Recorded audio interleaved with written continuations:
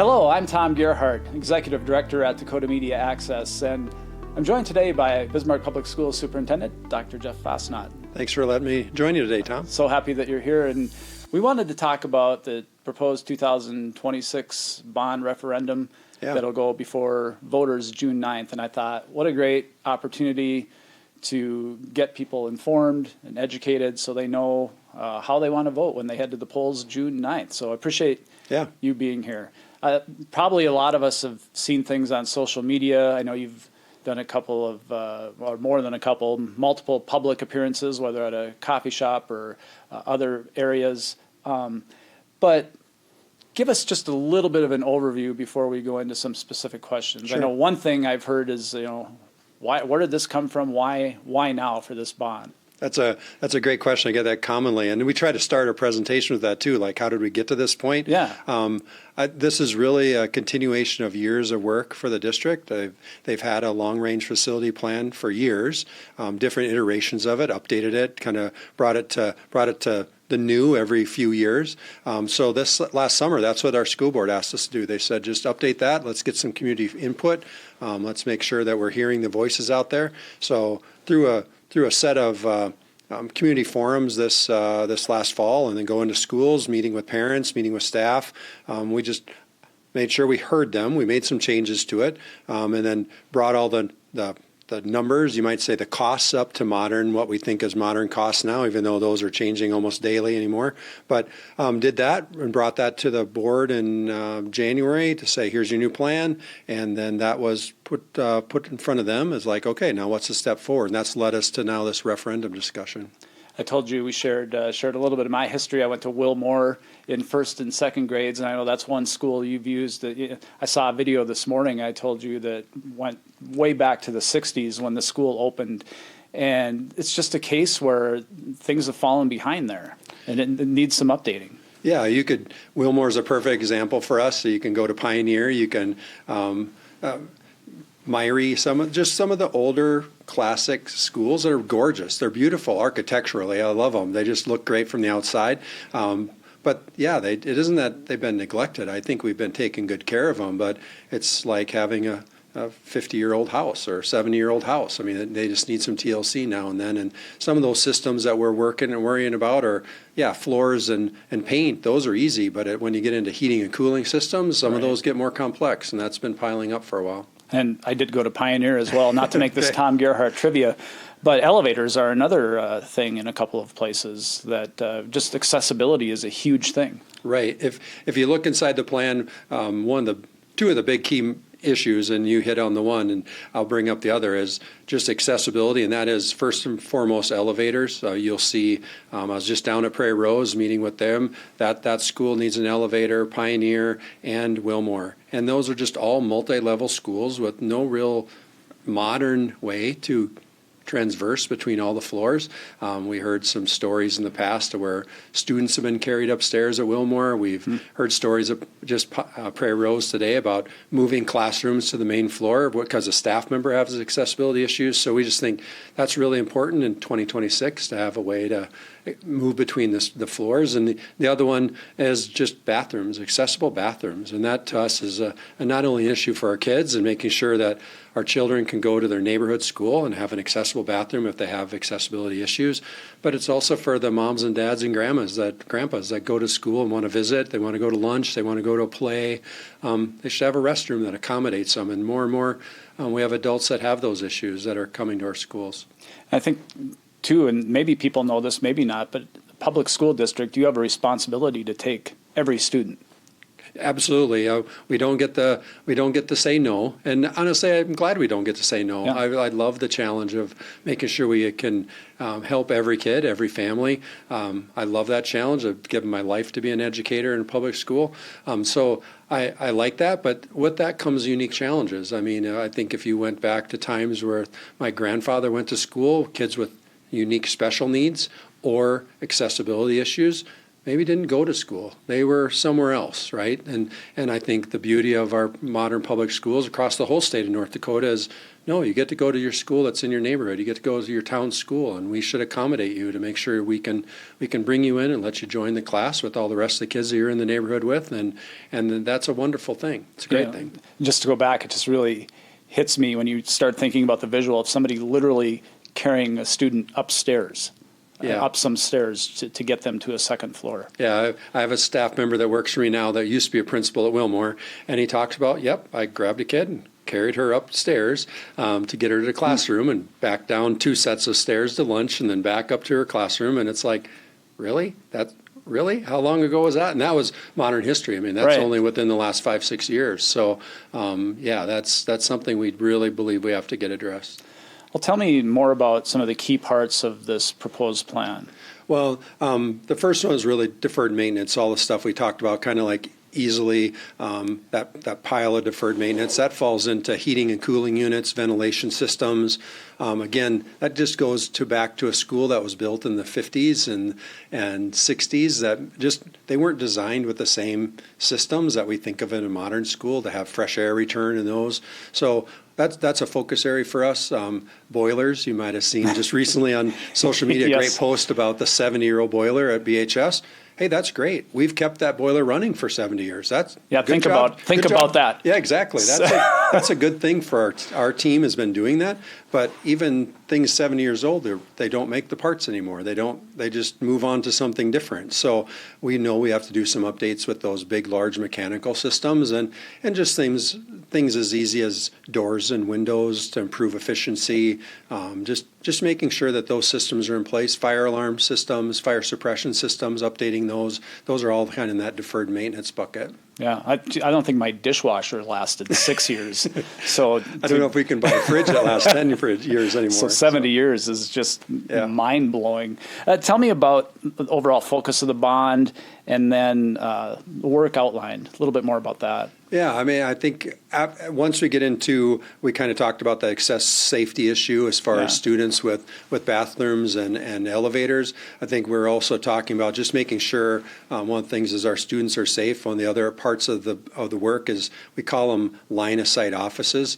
And again, this is about schools that were just designed at a different time. They were built at a different time. Wilmore is a perfect example. I mean, you walk through the front door, you probably get buzzed in. You do now, you get buzzed in. But the office is kind of around the corner, down the hall, and you'll see that in the plan. Several schools that we address that, but just making sure we're supporting our kids. Our kids have safe and supportive learning environments. We have some equity between our learning environments. That's important for us too, as we're building the plan out. How about some more details on some of those main focus areas? Oh, yeah. If we get into students being supported, one of the other things that we're talking about is that equity of programming. I would want to make sure everybody, philosophically, I think, regardless of what neighborhood you grow up in, you should have a similar path. You should have similar opportunities in the education system. And in Bismarck, we think of the feeders, the northwest feeder, east feeder. Right. So you really should have a similar experience. We've been really talking about trying to extend to the community that we want to make sure that a kid in the elementary schools have similar experiences. You don't get to go to the nice schools or the not nice schools, that they all have similar opportunities. So that's some of the work we're doing. But then even in middle school and high school, let's make sure that a kid at Legacy and Century and BHS have the same opportunities for the same number of physical education and health classes, and there's a disparity now. That's why Century's on the plan. We want to make sure they have similar fine arts spaces, and again, that was raised by Century parents, that if you look at the fine arts space where kids perform and theater, theater work, are they going to do a band concert or something like that? It's like it's hard to compare the Century auditorium experience compared to BHS and LHS, and they're wonderful performance spaces. So we inside the plan, you'll see us trying to lift Century up in that regard to make them more equitable to that. And again, it's just about making sure that every kid kind of gets an equal opportunity to do well in the classroom and perform. That could be athletically or in the arts. So. Yeah, I had musical kids, so Legacy's theater, that room's incredible. The addition at BHS, which seems like just yesterday, but I know was several years ago, also an incredible space. And so, I can see where you'd want to bring Century up to speed. You were at Prairie Rose today, you said. Is that the furthest south of the BPS public? Yeah, I thought so. Yeah. And I know population heading south is something you want to address. Can you talk about that? Absolutely. Part of the plan is dealing with what we're calling responsible growth. If anybody drives down South Washington, you're going to look to your left, and if you're driving south, you're going to look to your left and say, wow, there's a lot of new buildings down here. And so there's some growing population pressure on Solheim, Moses, Myrie, that south division. So we know at Prairie Rose, they have a portable. Moses has 3 portables. Solheim has portables. We know, looking at our recent demographer report from RSP, that population is not really going to change. It might just grow slightly. But we know overall, elementary division is probably going to get a little smaller over the next 5 years. So it's like it makes no fiscal sense to build a new elementary school to deal with some of that growth. Planning for even more growth on the south side. But we definitely know that, okay, these schools are not going to get much smaller. Let's build them for what they are. They've been that way for years. So let's do some strategic additions onto Moses and Solheim to make sure we can accommodate the kids that are already there. And in many of those schools, and some of our older schools also, were doing some additions of what we call multi-purpose room spaces. And that's just to accommodate the schedule of elementary schools between health and PE and lunch and all those things that drive a elementary schedule crazy during the day. Yeah. So. And we didn't talk about this ahead of time, but just listening to you and from other things I know, like you're talking about population growth, school enrollment down the road. I mean, you guys are looking at big pictures all the time. Oh, yeah. I mean, when you have, 13,800 and some kids, I mean, we're looking at developments, and the beauty of RSP helps us with that. But we're looking and have good partnerships with developers of where are you going out 5 years from now? What's your vision 10 years from now? And that's not just South Side. We have good partners on the South Side, but the Northeast has some developers pushing out. The North has those. It's just right now the big pressure is on the South Side, and we know we have to deal with that. That's why we're kind of targeting that area for elementary expansion. Yeah. Mm-hmm. Well, I suppose you get this question a lot. I think about it, and especially when you think, referendum, but the impact on a taxpayer. So I know you've done a lot of work, or your staff has done a lot of work there too, the school board.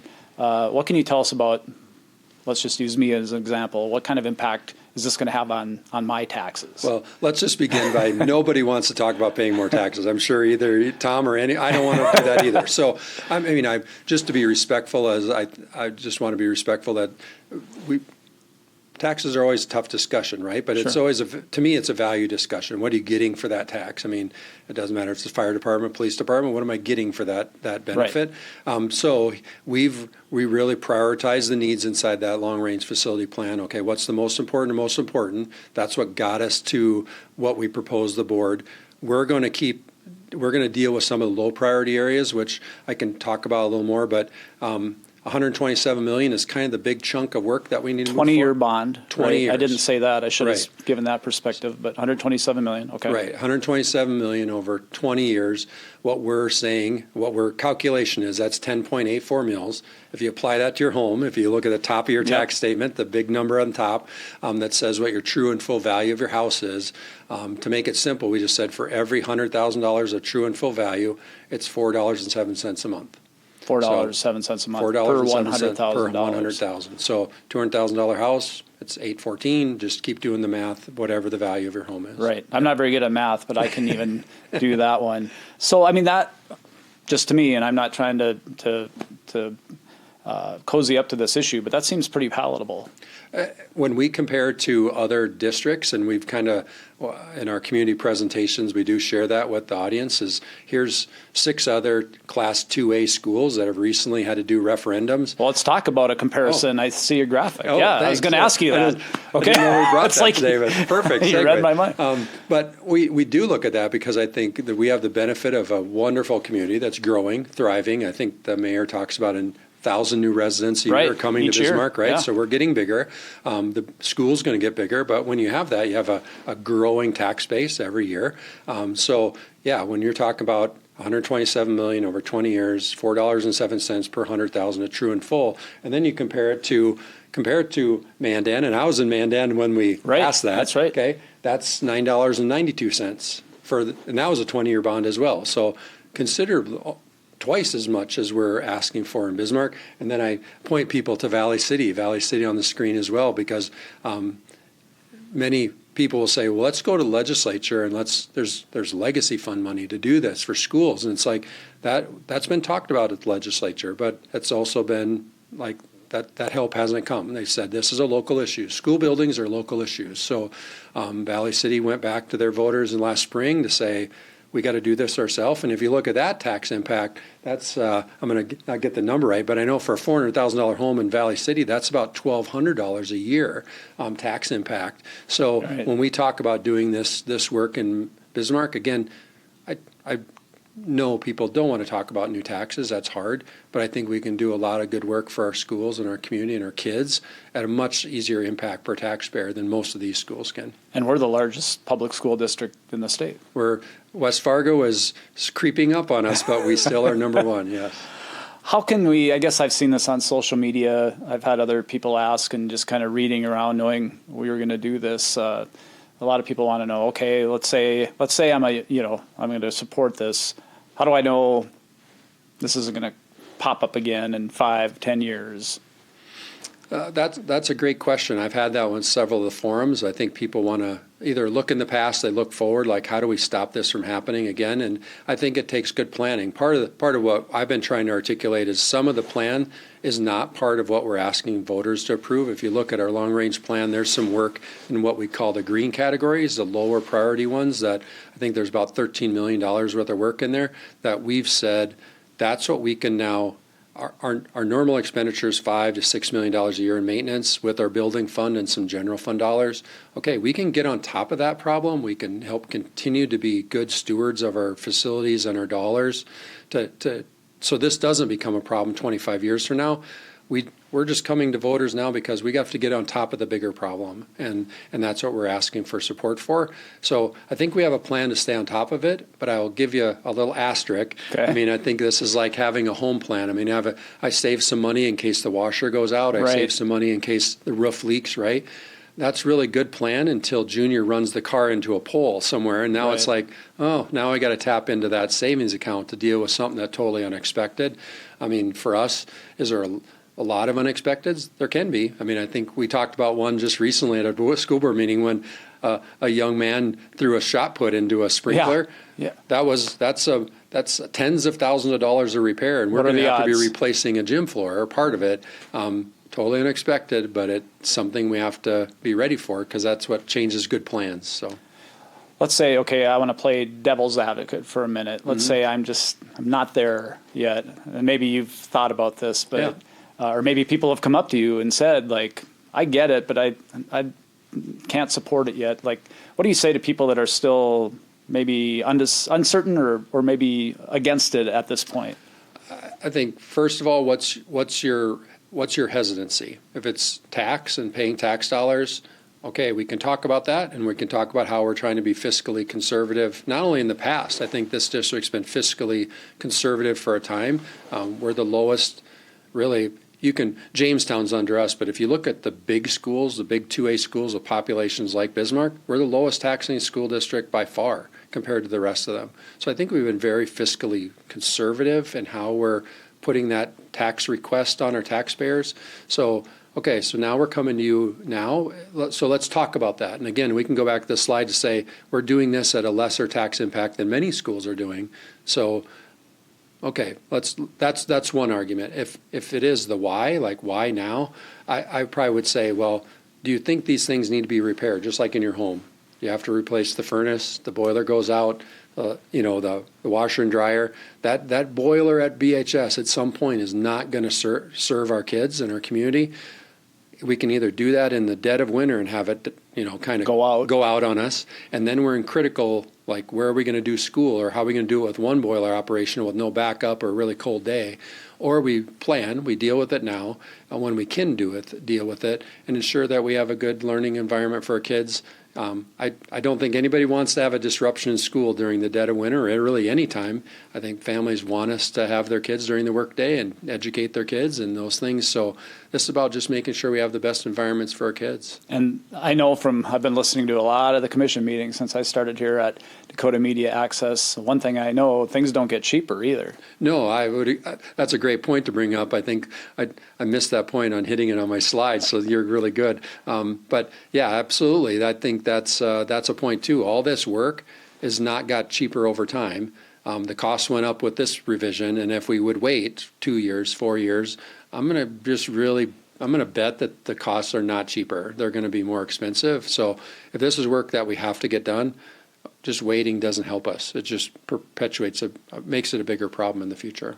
So June 9th isn't far away. No. I know a lot of times, what's going to be on the ballot? What's the language? How's it going to read? Am I going to be confused when I go to cast my vote?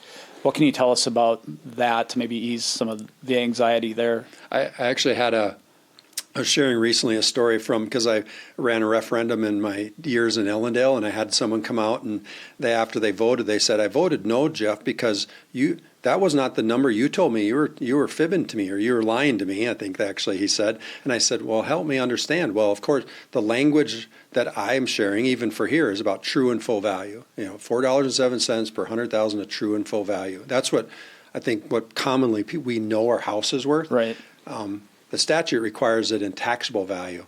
So I've challenged everybody I've been in front of, can you explain what taxable value is?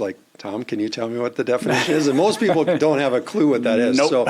So when they get into the ballot box, they see 127 million. You're going to see 10.84 mils. You're going to see 20 years. But then on the fourth line down the ballot, you're going to see it's $10.84 per 1,000 of taxable value. Well, that's where people say, well, Jeff told me it's $4.07. No, it's the same thing, but taxable value is your true and full cut in half, then 9% of the half, and then you apply the mills. Most people have no idea of how that math works. I just want to be really clear that we're talking the same thing. We're starting with different numbers, but it's the same thing. We get to the same end point, the same sum. And to understand that people understand that a yes is a yes and a no is a no. There's no trick reverse questions that sometimes we see on ballot. Right. Well, yeah. I mean, that happens from time to time, Mm-hmm. and I think people can get confused at a ballot box, or maybe you feel a little like, oh, I got to little shock get out of here quick, Yeah. and so you maybe quickly and in the wrong way, check the wrong I box. probably shouldn't even told you how to do the calculation. I tell people at community meetings, I'll buy them a coffee if they can tell me the calculation. Well, now I'm going to be handing out coffee. Well, hey, wait, I was going to say, I like coffee, so I might go home and try and figure this out so I can get my free coffee. Yeah. You've touched on this, I think, but I'm just trying to circle back and think about some key points and again, just kind of going to what I've seen on social media and heard talked about is, why wasn't this addressed earlier? Yeah, that's a good question. One, I mean, I haven't been here that long. I'm in my third year, but that's not an excuse. I think I get to represent the whole totality of BPS. Again, I would say you have two things that are running in concert with each other. You have a board that's for years taken a very fiscally conservative approach to taxation and collecting money. They haven't asked for it unless they needed it, and so they've been doing that, and that we benefited from that, all of us as taxpayers, because they've helped keep taxation low for Bismarck residents or Bismarck Public School residents. The other part of that is someone said, well, why didn't you just save up the money? And I would say, I think schools are different than me, me as a homeowner. Right. Because you and I have a savings account, but when I put my money into my savings account, before Junior hits the tree, but I mean, when I put it in my savings account, I'm saving my money. It's the money I've earned. When schools save money, or I'd say really any public entity saves money, we're sitting on taxpayer dollars. And I think schools, are restricted. We can only save so much, 35%. So I did the math today. That's like 77 million. So that's a lot of money. That is a lot of money. Still wouldn't have addressed all this. And I think if any taxpayer would look at our financials at the end of the year and say, why is the school sitting on $50 million? That is crazy. I'd say, well, give us our money back so I can use it. Right. And then when you need something, come ask us. Well, that's exactly what we're doing. We're saying, I don't think it's fiscally prudent to sit on taxpayer dollars and just kind of languish put them sit in our account. Let them sit in your account. But then when we come to you, we're asking because we need your support. So. We didn't talk about this ahead of time, but just are there resources or where can people go if they see this and they say, I want to read a little bit more, I want to see some of those infographics. Obviously, they can watch this on Dakota Media Access, that'd be great. which will be great. Any other place you could point people toward? Well, I think you're hopefully people, well, I don't know, I'm not a huge social media person, but we've been trying at the Bismarck Public Schools Facebook page and my Facebook page, Dr. Jeff Fastnacht, whatever, you can find it. I've been trying to put out some bits of information. That gets you the bits. If you really want to dig deep and you want to devote some time, and I would say devote some time. You're not going to be, it's not one click away. There's just too much information within one click. But if you're willing to give it some time, if you go to the bismarckschools.org website, there's a link at the top for 2026 bond. There it is. Yeah, and if you're watching, you can see the website. We have everything in there from the long-range plan. You can dig into it. You can see the detailed architectural drawings for some of the schools that have some architectural, design work or additions or moving an office or things like that. So you can see that. If you want to see the deferred maintenance list, there's what we call the rainbow sheets, the red to green sheets for every school and every item that's in the deferred maintenance categories that we want to do, priced out. Just remember that the district's going to take, we're going to still do the green ones, but over time, we're really asking you for the yellows through reds in the referendum. So that's great. If you want to put in there's a tax calculator on there. So if you want to see the impact on your tax statement, you can. If you want to dig into the referendum question or the election materials, and we have a really good, I'm really proud of Mr. Kuntz, our PR person, done a great job with building, as we get questions, we've been building out a frequently asked question excellent. deck. Yeah. So you can do that by theme. You can go in and dig into the questions and responses. So I would encourage people, when you have an extra 20, 30 minutes, dig in there. Yeah. And some more outreach, I'm sure, between when we're recording this and June 9th. Absolutely.